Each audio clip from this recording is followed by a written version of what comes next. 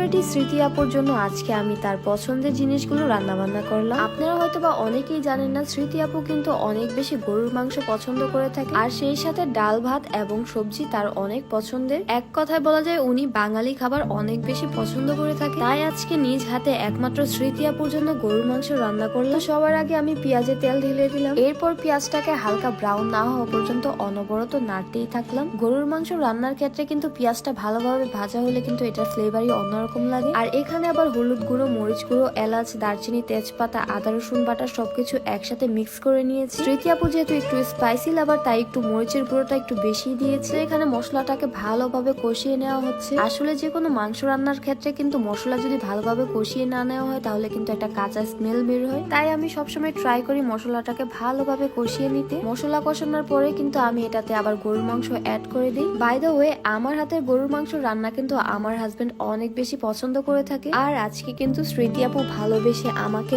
অনেকগুলো গিফট দিয়ে যায়। আমার কাছে তো এই গিফট গুলো এত ভালো লেগেছে। আসলে প্রত্যেকটা মেয়ের কাছেই কিন্তু এইসব ধরনের গিফট অনেক ভালো লাগে।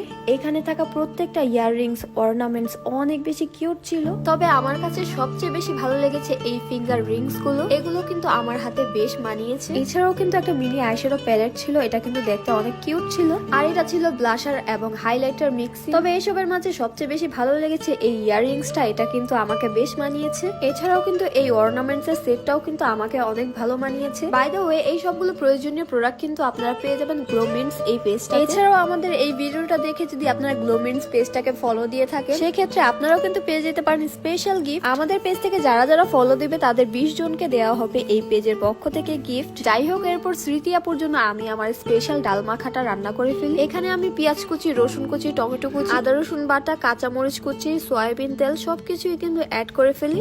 এরপর সামান্য পরিমাণে লবণ কুচি এবং হলুদ গুঁড়ো দিয়ে দেই এটাতে। আর সবশেষে এটাতে পানি অ্যাড করে চুলাতে বসিয়ে দেই। এখানে আবার গরুর মাংসটাকে ভালো করে পানি দিয়ে কষিয়ে নিই। তো অবশেষে রান্না বান্না আমার কমপ্লিট হলো। এখন শুধু সবকিছু সার্ভ করার পালা। তো সবার আগে আমি প্লেট গুলোকে ভালোভাবে সেট করে নিচ্ছিলাম। আর এই হচ্ছে আমার রান্না বান্নার ফাইনাল লুক। এখানে ছিল ঢেঁড়স ভাজি, ডাউল এবং লাল শাকের ভাজি। আর এটা হচ্ছে আমার গরুর মাংসের ফাইনাল। আসলে রান্না বান্না যখন ঠিকঠাক ভাবে কমপ্লিট হয় তখন কিন্তু অন্যরকম একটা শান্তি কাজ করে। তো এখানে সবার আগে আমি স্মৃতি আপুকে খাবারগুলো সার্ভ করে দিয়েছিলাম। এখন শুধু আমার মাথায় একটাই টেনশন কাজ করছে, আর সেটা হচ্ছে এই খাবারগুলোর টেস্ট আদৌ কি ভালো হবে কিনা।